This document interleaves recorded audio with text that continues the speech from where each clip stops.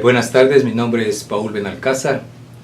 Hoy 27 de julio del 2018 tengo la oportunidad de entrevistar al doctor Víctor Ponce, director de Visual Lab en San Diego State University.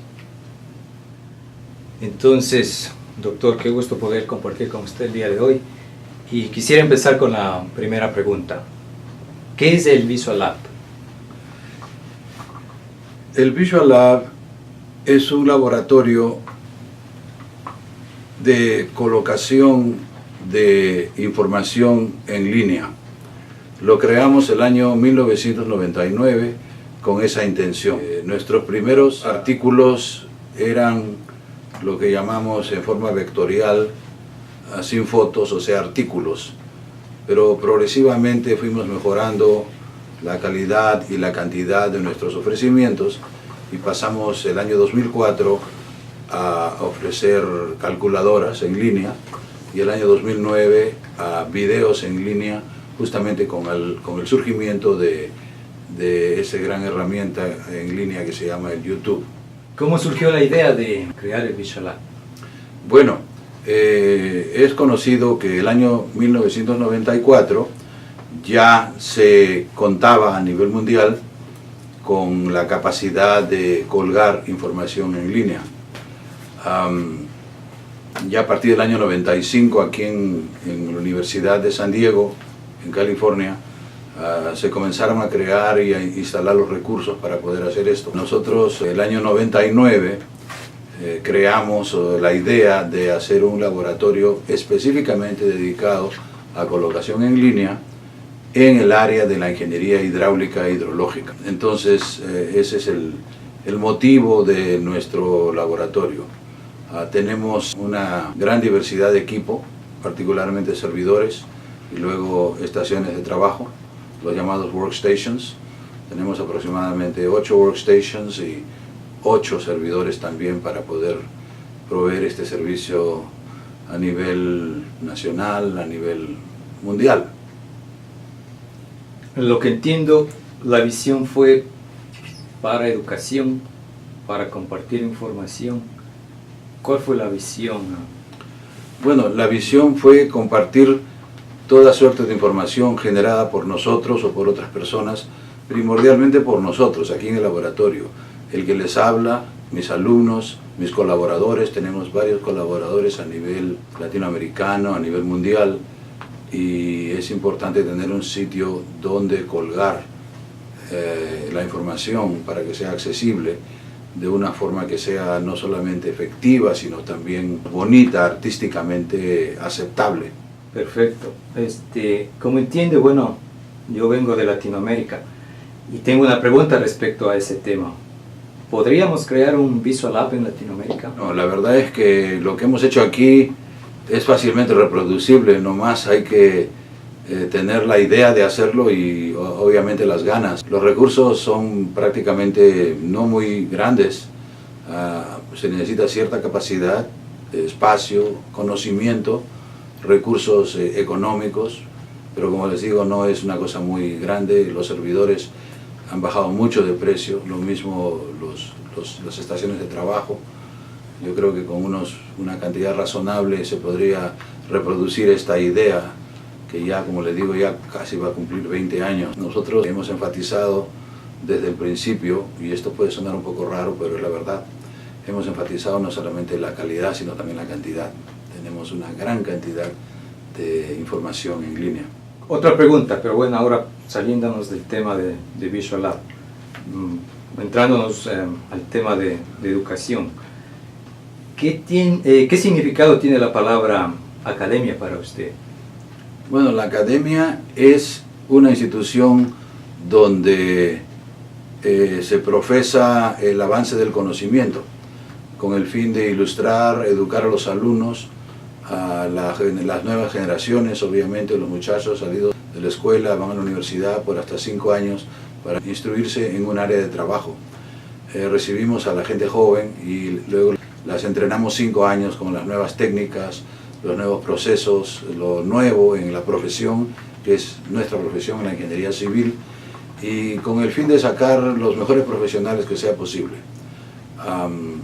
Y esto lo hacemos, como les digo, tenemos conocimiento, tenemos las ganas de hacerlo, tenemos la determinación de cumplir nuestro cometido. Y por último, siempre lo digo yo, hay que tener un poco de suerte para que las cosas salgan bien. A nosotros nos han salido bien las cosas. Ya tenemos, como les digo, 20 años en este trabajo. Hablando del tema de docencia, ¿cuáles serían, en su opinión, las características que debería tener un docente? Bueno, un docente tiene que ser obviamente inteligente. Hay una selección para la docencia. Quiere decir que no cualquiera puede ser docente. La inteligencia analítica es importante, que es la inteligencia más visible de todos los tipos de inteligencia, es la analítica. Tiene que tener una persona que es hábil para ejecutar cosas, y aparte de eso pues hay que tener una cierta ética, ¿no?, para realizar las cosas bien de acuerdo a las normas establecidas. Yo creo que es importante tener una alta capacidad de trabajo. Desafortunadamente no serán suficientes las 40 horas típicas, tendrá que ser más, generalmente es mucho más, para poder llegar a sobreponerse y poder llegar a estar adelante. Los temas cambian y hay que mantenerse al día.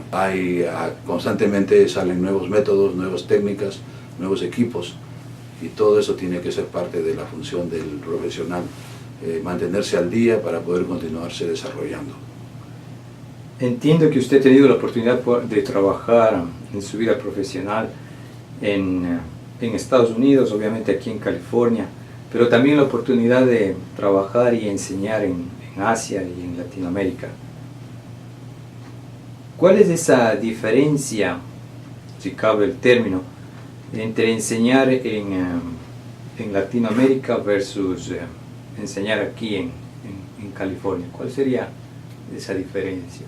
Las poblaciones son diferentes, hay culturas diferentes. En California, por ejemplo, es multicultural.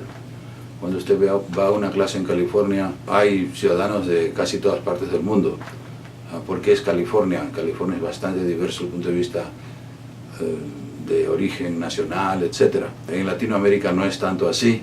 Además, claro, hay la diferencia del idioma, ¿no? Pero yo creo que básicamente una clase es una clase, y usted se debe a los alumnos, instruirlos, enseñarles la manera de hacer las cosas. Es importante. También es importante considerar que un profesor debe dimensionarse más allá del aula misma, porque es como nosotros hacemos las cosas que es que los estudiantes tienen que aprender, no solamente la parte del tema mismo, sino también cómo hacerlo, cómo ser efectivos, cómo lograr los logros que son necesarios para poder avanzar, no solamente en la profesión, sino también en la vida misma. Es entendido que hay diferencias entre las universidades del norte versus las universidades de Latinoamérica. ¿Cómo podríamos alcanzar esos estándares en Latinoamérica? Bueno, generalmente aquí en Estados Unidos hay más recursos, eso es obvio. No debemos entrar a decir por qué o cómo, pero lo cierto es que hay más recursos. Obviamente los recursos es el aceite que mueve el engranaje. Si no hay recursos, pues el engranaje no se va a mover o va a estar un poco más lento. Las universidades tienen que disponer de los recursos necesarios para que los profesionales académicos puedan hacer su trabajo de una forma pues bastante efectiva.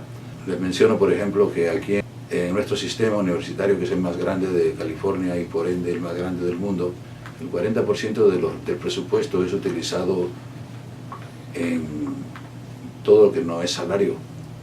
Pero si usted va a universidades en Latinoamérica, ese valor se reduce generalmente al 10%. Quiere decir que la operación de la universidad misma y todos sus gastos es mejor aquí en Estados Unidos por esa diferencia que hay. Hay mucho más dinero para gastos aparte de los salarios. Obviamente una universidad que consume 100% de sus ingresos o de su presupuesto en salarios no puede operar, porque se necesita dinero para operar. Perfecto. Hablando del tema de dinero, presupuesto de la universidad, y sobre todo para el tema de investigación y el investigador, ¿Cuáles serían las características que un investigador debería tener para generar conocimientos? Eso es un tema muy importante y a la vez muy interesante. La academia, por más de 600, 800 años, siempre ha tenido un objetivo de ilustrar, educar. Sin embargo, en los últimos 100 años, desde que se perfiló el desarrollo tecnológico a nivel mundial, las academias en Estados Unidos y Europa lideraron una transformación hacia la investigación. Y entonces se dedicaron cada vez más a hacer investigación. Entonces aquí hay un asunto de dicotomía. ¿Cuánta investigación debe hacer una universidad? ¿Qué porcentaje? ¿Un 20%, un 50%, un 100%? Y eso no está definido porque depende de la cultura de cada institución. Hay instituciones que enfatizan la investigación, muchos dicen que en desmedro de la enseñanza y viceversa. Nosotros aquí en la Universidad de California, el Estado de California, particularmente en San Diego State University, decimos, correctamente creo, que enfatizamos de la misma manera, del mismo modo, tanto la enseñanza como la investigación. Y tenemos una frase para eso, nos llamamos Teacher Scholars, que quiere decir que somos tanto profesores como scholar, que quiere decir una persona de ciencia. Y con ese, digamos, apelativo operamos desde hace más de 30 años. Debemos nosotros sentirnos, todo profesional que aspira a ser profesor en esta universidad, tiene que sentirse confortable tanto en la clase como en el laboratorio. ¿Cuáles serían esas capacidades que un profesor, un docente, sobre todo un investigador, debería tener para desarrollar, digamos, en este caso, artículos? Yo creo que son 4 fundamentos básicos que alguna vez ya los mencioné. El primero es el conocimiento. El segundo es la determinación, porque se van a presentar obstáculos y hay que salvarlos. El tercero es lo que en inglés se dice commitment, podría traducirse como compromiso, pero también podría decirse que es la pasión. Hay que tener, más allá de la determinación, que es, digamos, la táctica, la estrategia de la pasión, o sea, que a uno tiene que gustar el trabajo que hace para poder vivirlo todos los días o en todo momento. Y por último, ya lo mencioné, es necesaria una cierta dosis de suerte. El gran estadista italiano Maquiavelo dijo que en general la suerte constituía un 50% de todos nuestros actos y que si lo pensábamos y tratábamos de hacerlo todo bien, podríamos convertir ese 50-50 en 60-40, pero no más. Siempre hay una dosis de suerte que lo tenemos que dejar, por supuesto, al hacedor. Nosotros no determinamos nuestra suerte, él la determina. Lo que sí determinamos hasta cierto punto, ¿no?, es la determinación y el commitment, el compromiso, la pasión con que hacemos las cosas. Hay gente que goza trabajando y goza haciendo lo que trabajan, de donde reciben sus dineros. Otras personas no lo hacen tan bien o lo hacen un poco a la fuerza y entonces eso va en desmedro de la calidad y de la cantidad del trabajo. Ahora pasándonos a otro tema, sobre todo un tema que usted maneja muy bien, que es el manejo del agua. ¿Cómo entiende usted el manejo del agua? Es un tema interesante y bastante global y muy importante en estos momentos que vivimos, en lo cual la población aumenta en una curva J hasta cierto punto. Ya somos 7.6 mil millones de habitantes en el planeta. Sin embargo, la disponibilidad de los recursos hídricos no parece aumentar y en ciertas situaciones parece haber hasta disminuido. Es un tema, como le dije, bastante complejo. Se sabe muy bien que la gente tiende a escaparse del agua. O sea que donde hay más agua hay menos gente. Eso es fácil de probar. La cuenca del Amazonas tiene muchísima agua y sin embargo es la que tiene menos gente. Eso es fácil de comprobar. En cambio hay unas zonas a nivel mundial muy áridas y que tienen bastante gente. O sea que concluimos de que naturalmente el hombre, por su naturaleza, tiende a escaparse o a huir del agua. Entonces hay una dicotomía allí.